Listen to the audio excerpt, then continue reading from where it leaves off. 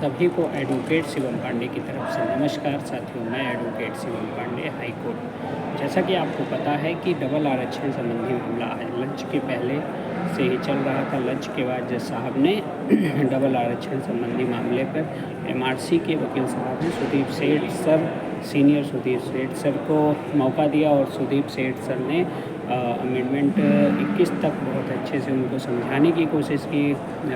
Basic शिक्षा नियमावली लगभग आधे घंटे से अधिक समझाया और सिलेक्शन ऑफ प्रोसेस समझाने की कोशिश की और क्वालिटी पॉइंट कैसे डिसाइड होते हैं ये इन चीज़ों पर सुदीप सेठ सर ने बहस किया और क्वालिटी पॉइंट में 60, 10, 10, 10, 10 इन सभी चीज़ों को समझाया। लेकिन सुदीप सेठ सर की याचिका में जो एमआरसी बंधुओं द्वारा की गई है उस याचिका में साथियों अमेंडमेंट 22 नहीं लगा हुआ था। वो अमेंडमेंट 22 पर पहुंच नहीं पा रहे थे और जज साहब ये जानना चाह रहे थे कि ये वैकेंसी किस अमेंडमेंट पे, किस रूलिंग पे शुरू हुई है और कौन सा ऑर्डर पास हुआ है। तो गवर्नमेंट ऑर्डर, चूँकि बेसिक शिक्षा नियमावली में हमेशा अमेंडमेंट हुआ करते हैं, उसी अमेंडमेंट के आधार पर वैकेंसियाँ फुलफ़िल होती हैं, तो उसी आदेश को जानना चाह रहे थे। और कुछ चीज़ें जज साहब जो जानना चाह रहे थे कि ये वैकेंसी कहाँ से आई, टेट, एटीआरई क्या है, जो पास हो गए उनकी सीनियरिटी लिस्ट। तो सुदीप सेठ जी पूर्णतः समझाने में असफल रहे और चीज़ों को अच्छे से डिस्क्राइब नहीं कर पाए और एक जो अमेंडमेंट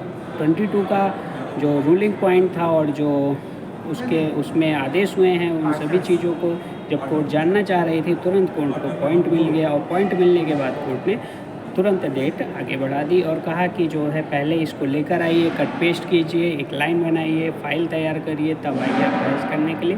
अब आप बहस कब करना चाहेंगे? तो नेक्स्ट वीक 19 to 20 लगाने के लिए सुदीप सेठ सर ने कहा। तो कुछ लोगों ने कहा जनवरी 1 वीक में ही उचित होगा। जनवरी 1 वीक में चूँकि कोर्ट खुलती है तो बहुत से मुकदमे नए आ जाते हैं, इसलिए जज साहब ने कहा कि कुछ बढ़ा सकते हैं। तो फिर जॉइंट एक अपील हुई कि जनवरी 2 वीक। तो जज साहब ने कहा 9 जनवरी और जनवरी 2 वीक हम लगा देते हैं और इस मामले को उसी समय हम डिसाइड कर देंगे। अब ये जानने की कोशिश कीजिए साथियों कि यह लेट क्यों हुआ। लेट सिर्फ इस कारण से हुआ कि सुदीप सेठ सर की ब्रीफिंग बहुत अच्छे ढंग से नहीं हुई थी। कोई डाउट नहीं है, बहुत बड़े सीनियर हैं और बहुत अच्छी बहस करते हैं वो। मतलब वकालत के नज़रिए से मैं आपको कह रहा हूँ कि उनकी बहस में कोई कमी नहीं थी। लेकिन जब आपकी ड्राफ्टिंग और आपकी ब्रीफिंग नहीं अच्छी होगी तो आप हमको कुछ बताएंगे नहीं तो वकील कैसे बोलेंगे। चूँकि एडवोकेसी ये होती है कि आप सारे पॉइंट्स हमको ला के दीजिए, सारे पॉइंट्स पे हमको ब्रीफ करिए। आपके पास कोई भी डॉक्यूमेंट्स नहीं है तो हम कलेक्ट करके उस पर बहस करेंगे। तो साथियों, अब आपको ये देखना है कि जनवरी 1 और 2 वीक में अब मैं आपको एक और चीज़ बता देता हूँ कि रोस्टर चेंज होने वाला है। तो रोस्टर चेंज होने के बाद विवेक सर ज़रूर 101% हट जाएंगे और कंटिन्यू इसलिए नहीं किया, मुझे जहाँ तक लगता है कि ये इनको टाइड अप हो जाता और विवेक चौधरी सर नहीं चाहते थे कि टाइड अप हो जाए, मामले को बार बार जो है लाया जाए और अन्य मामले हमारे सामने ना सुने जा सके, एक ही मामला में सुने। इसलिए टाइड अप होने के डर से उन्होंने उठा के फेंक दिया। फिलहाल डर नहीं, विवेक चौधरी सर बहुत अच्छे जज हैं। लेकिन आज मैंने देखा कोर्ट में सिर्फ कमी ढूंढ रहे थे कि कोई कमी मिल जाए, मैं थोड़ा सा डेट को आगे बढ़ा दूं।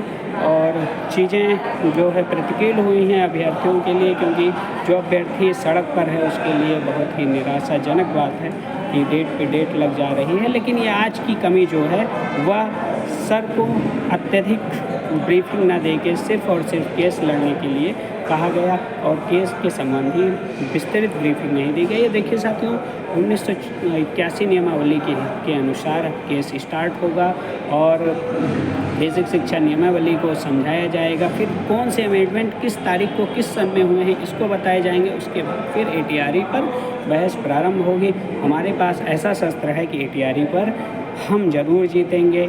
मैं आपसे वादा करता हूँ, अगर हमारी बहस के समय आप लोग जो है उपस्थित रहेंगे या वीडियो के माध्यम से सुनेंगे तो आपको लगेगा कि हाँ नहीं, तैयारी बहुत अच्छी हुई थी। हमारी तैयारी नंबर 1 है, हम एटीआरई पर ज़रूर जीतेंगे। कुछ ऑर्डर्स जो मुझे लगता है प्रदेश में बहुतेरों के पास नहीं, वो हमारे पास हैं। हम उस पर अच्छी बहस करवाएंगे अपने सीनियर से। तब तक के लिए आप सभी को अयोध्या धाम के एडवोकेट शिवम पांडे की तरफ से जय श्री राम, जय हनुमान, जय महाकाल। आप सभी का दिन शुभ हो। पुनः नमस्कार, धन्यवाद। हम आपको जल्द मिलते हैं।